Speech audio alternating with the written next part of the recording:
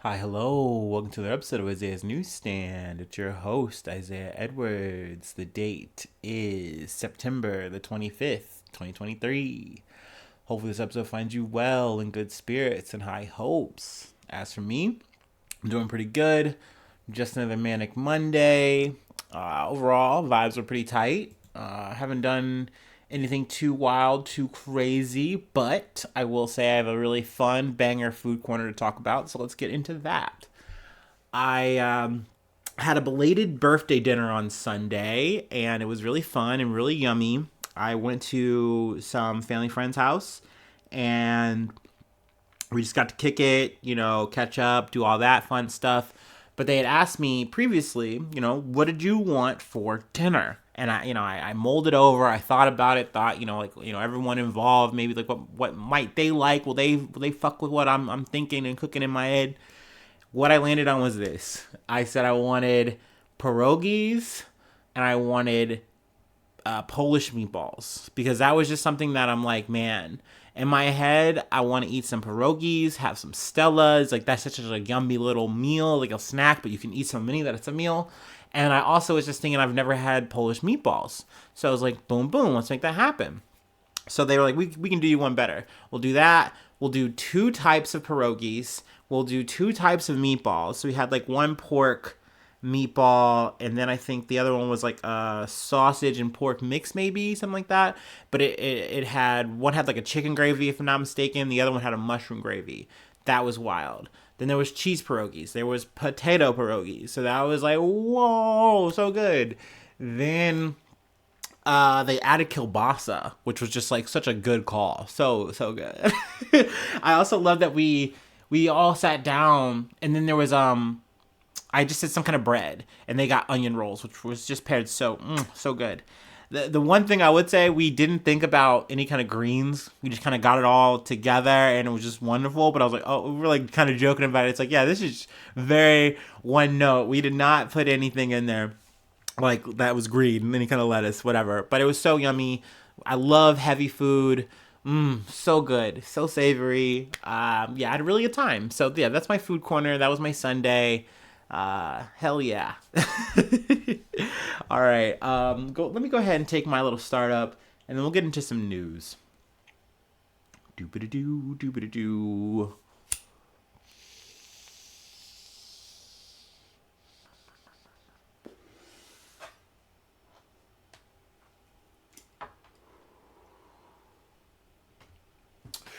Ooh wee.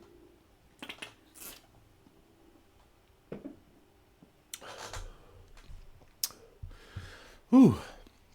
Okie dokie. Our first story comes from Reuters. Kosovo says Serbia should hand over escaped Serb gunmen after deadly shootout.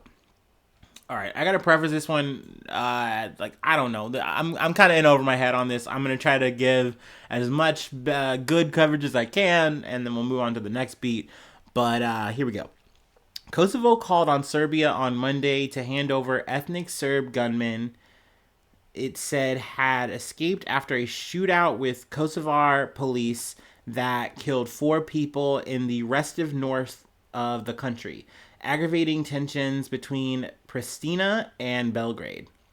The gunmen stormed the village of Banska on Sunday, battling police and barricading themselves into a Serbian Orthodox ministry. Police retook the monastery late Sunday after three attackers and one of the police officers were killed. And one police officer was killed.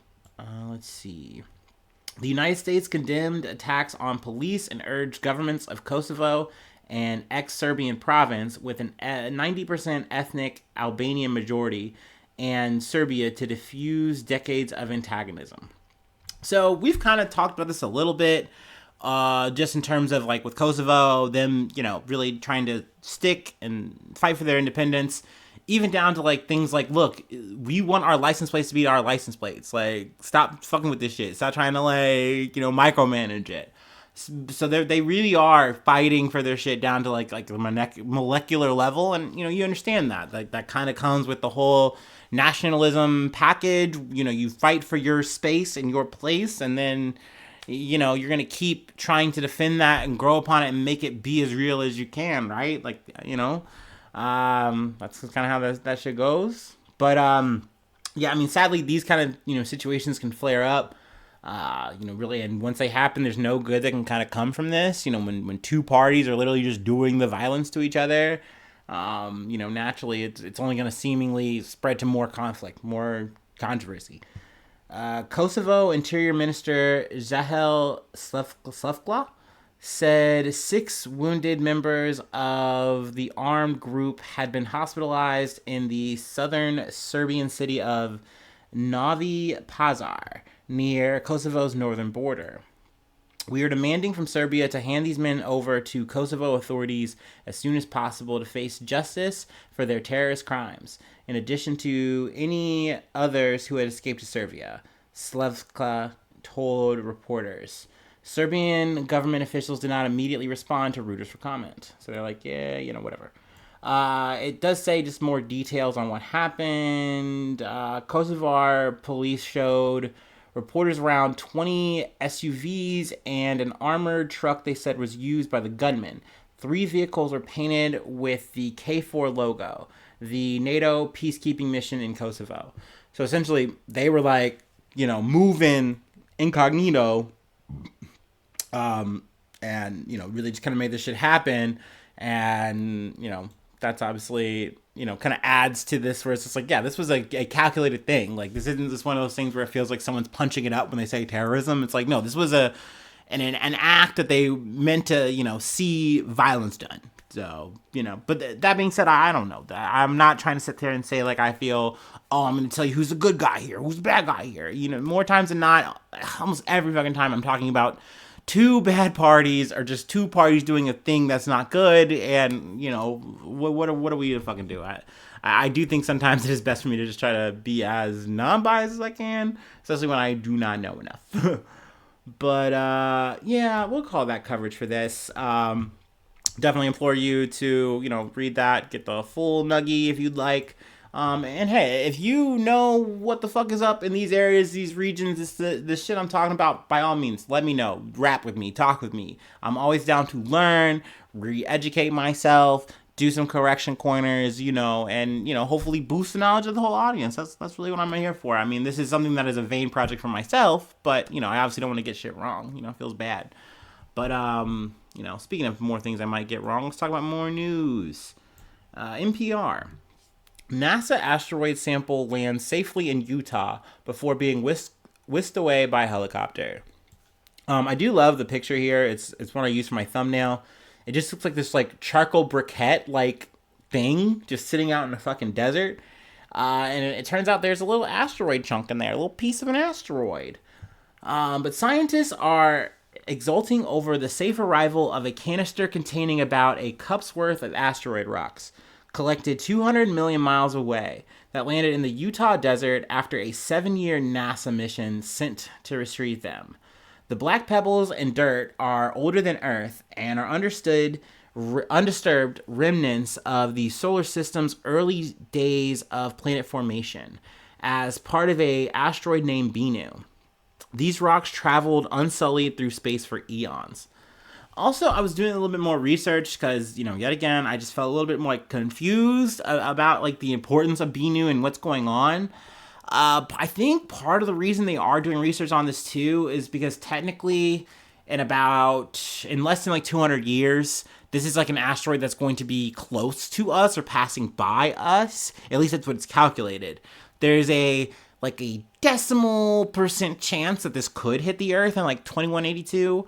Not likely, and I think that's part of the reason why a lot of the media is spinning it. So it's hey, this is more of a fact-finding, research-gathering thing. We stand to learn a lot from this whole expedition that we've done. Not so much of how do we stop this asteroid? But it does kind of serve both purposes, just in case. But, yeah, they were able to, kind of tail this asteroid, get a sample of this asteroid, and then bring it back home, literally back home to the United, or not the United States, well, yes, to the United States, to America, whatever, back to Earth. That's what I was looking for. America is Earth. No, that's American brain, my bad. But yeah, I mean, this was just like really cool. You guys know I like talking about any kind of science stuff, any kind of space stuff for real. I'm a little space boy sometimes. Let's see what else I wanted to pull here. The NASA's OSIRIS-REx spacecraft launched in 2016 and in 2018 finally reached Bennu, a rubble pile of an asteroid about the size of the Empire State Building. The spacecraft tagged along with the space rock for nearly 2 years, and in 2020, it finally dipped down and briefly touched Bennu to gather a sample. So yes, then that sample landed in the desert near Salt Lake City. It was quickly whisked away, and they should be opening the contents either later tonight, which is Monday, or Tuesday, and then, maybe like talking about the findings, things of that nature. But yeah, I just thought the show was pretty cool, pretty interesting. Once again, can't stress enough. It's not something that, you need to worry about your future spawn or whatever. Like, oh, is this like an end of the world? Is Armageddon? No, it's not. I don't think it's crazy like that. But definitely an interesting find. Definitely interesting, like, space research.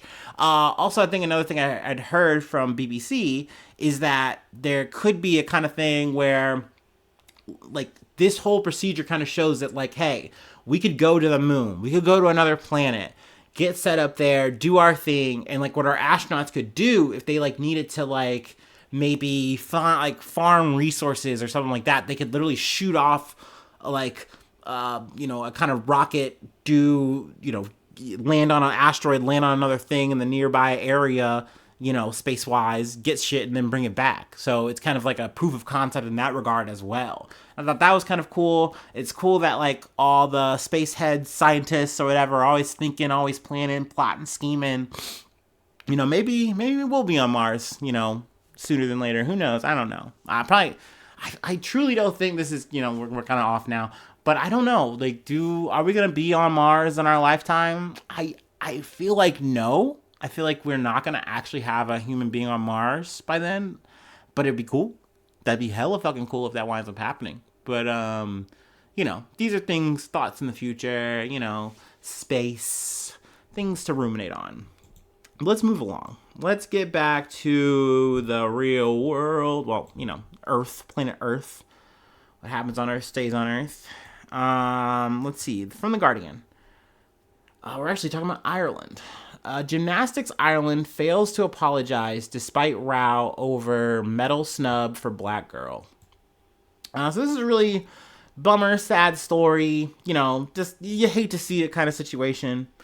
Gymnast Ireland, also known as GI for this article, suppressed a personal apology letter to a young gymnast whose treatment at a medal ceremony sparked international outrage and have refused to acknowledge or tackle systematic racism in the sport, her family say.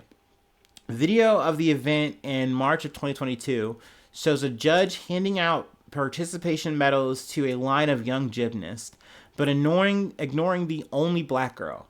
A photographer, coach, and other officials look on without intervening, with an audience of hundreds in the stands. Let's see. Despite the official settings, Gymnastics GI, Gymnastics Internet Ireland. I keep wanting to say international. I'm glad they do say GI. GI officials declined to attend mediation, effectively casting the incident from March of 2022 as a purely personal dispute between the family and one woman, which I believe is the judge, the gymnast family say. GI, the sport's national governing body, did not make any commitment in public statements to investigate the incident, implement anti-racism policies, or improve protection for athletes of color. For 18 months, it did not apologize to the family. Essentially, this whole situation happens, and I do have to add, too, that GI, and the people say, hey, the girl did get the medal before she left the field of play, so they say. But essentially, this whole event happens, and you see everyone get a medal in the video, and the girl gets passed over, and she's looking like, well, what am I doing here? What is up? Like, you know what I mean? It's just so crushing to have that kind of moment happen to you, and you do the math instantly. I'm sorry, as a black person, you immediately do this thing, and you go, well, what happened? What's going on? What's the problem? And you go, oh, it's me. And it's got to be because I'm different. You know what I mean? And clearly, what's the difference? It's my fucking skin.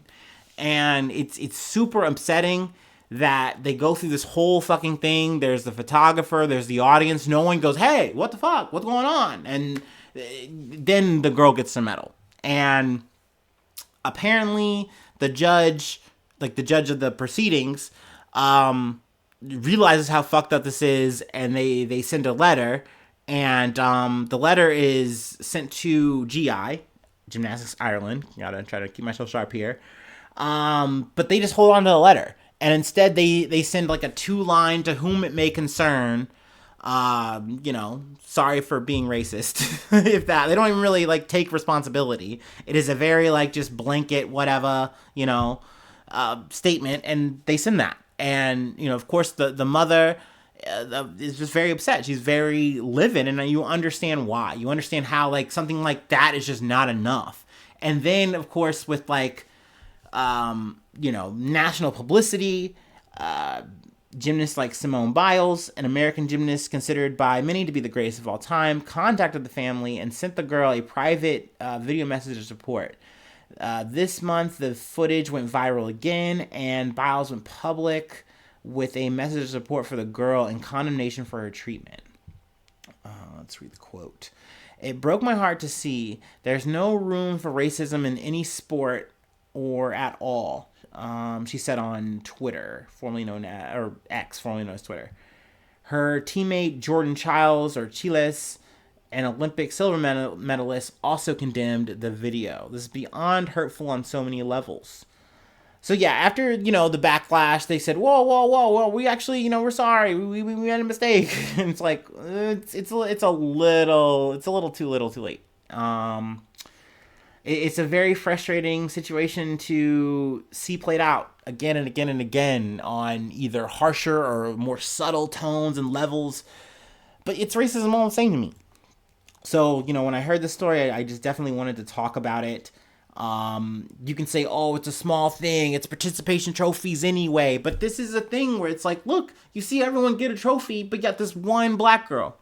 For what reason? And these motherfuckers are going to say, oh, no, it's not that. That's not the reason why. It was just a mistake. It was a misunderstanding. But, like, you also see in how they carried themselves throughout the whole process of this. And I know I'm never doing a good job explaining these fucking events. I'm just, this is scuffed. I'm hard on myself today.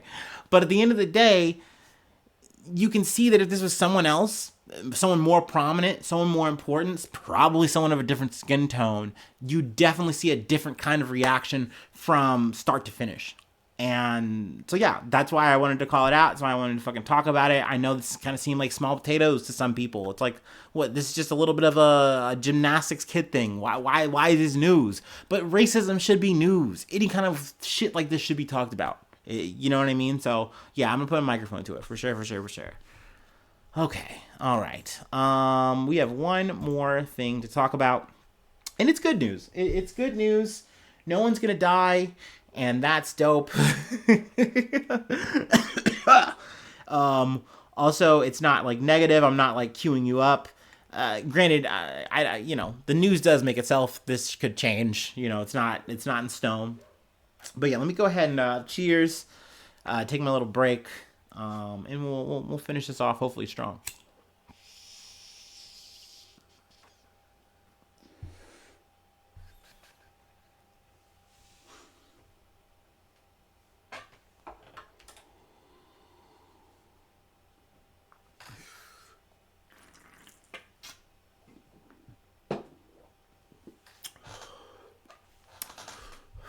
Oh my days. Okay, we're back. From the Associated Press. Screenwriters wait to learn terms of deal with Hollywood studios to end historic strike. Stream Screenwriters waited Monday to learn what their 5-month strike won and prepared for a possible return to work after their union reached an agreement with studio executives that could help end the walkouts and brought Hollywood to a standstill. So, woohoo! I'll hold my applause until I hear all the details, but it seems that like we are on the precipice of at least wrapping this up for the writers. Now, granted, the Screen Actors Guild Association, SAG-AFTRA, they're going to still be at it. They're still looking intently to see what's coming out of this WGA,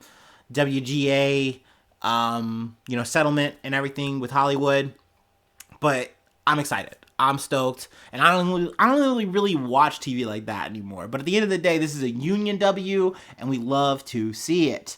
Let's see here. The governing boards of 2 branches of the Writers Guild of America are likely to vote on a contract Tuesday. With their approval, writers will then vote on the deal, and the strike can officially end. Network shows including NBC's Tonight Show starring Jimmy Fallon, who's technically making his own side news for being an alcoholic and abusing the set in his own weird cringe way, but that's news for maybe another day. But then there's also Jimmy Kimmel Live. There's also Bill Maher, fucking boo, you fucking asshole. But also Drew Barrymore, cry, cry, cry. But it's okay. They're gonna hopefully be coming back with this writers' strike being wrapped up too. So yay for that. Awesome. We love to see that. Sure. All of the above. We all got to get up, huh? We all make mistakes too, and it's okay. Details of the agreement have not been yet made public or even shared with the writers themselves. So this is why you see why I'm not pounding the table, clapping, pissing, shitting, farting. But the WGA said in an email to members that the deal was exceptional with meaningful gains and protections for the writers in every sector of the membership. So that's good. I get the feeling that most likely the pay is still not going to be as great as it should be because it never is. But, excuse me. I'm just going to let it rip. I'm sorry. But yeah, the AI talk, also one thing, I have a computer friend and they do the thing where they don't say AI because it's really not AI to me. I've made this fucking argument before. It's machine learning, which, you can argue is just saying AI for long. But I do feel like when you say AI, it always conjures up something it shouldn't. And I don't know. That's a whole other thing. But, we've talked about how the conversation of saying, hey, they are literally going to try to use our likeness and then just not use us anymore. And just use weird, shitty copies of us and run that as actors or extras or whatever. And we want to make sure that doesn't happen. So I'm getting the feeling and the vibe that that's going to be something that's handled, once again, maybe not so much on how much money, but hopefully residuals will get sorted out because ever since we've kind of gone to this Netflix streamer model, a lot of, actors are just not been getting the pay that they're used to. And there was really supposed to be a changing here and an evolution of that from these talks. So hopefully we'll see some of that. But yeah, there'll definitely be more. I don't really want to, bog you down too much here on the talk here. Because, we'll be here again, talking about some of the details when I get them. And then also, hopefully, like I said, with SAG-AFTRA, they'll hopefully be wrapping up and getting a, contract eked out too. So, once again, yay for unions. We love to see it. And that's the episode. Sorry, I do the thing where I'm self-deprecating. I definitely did that a lot this episode. Writer's notes. Sorry about that. It's one of those days. But yeah, thank you so much for tuning in and supporting just by listening, just by being there, and just, that's dope. You're awesome. Hearts for that.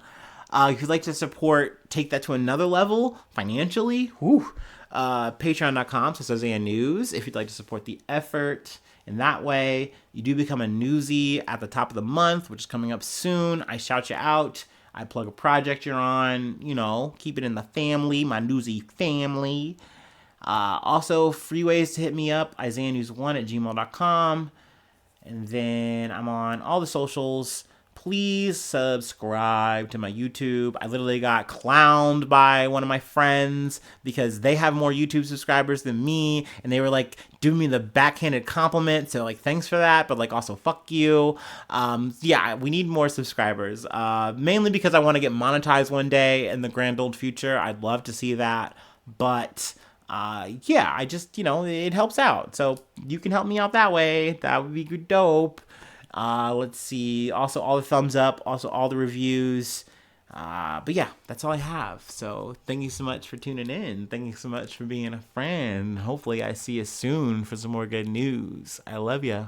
Bye-bye. Mwah.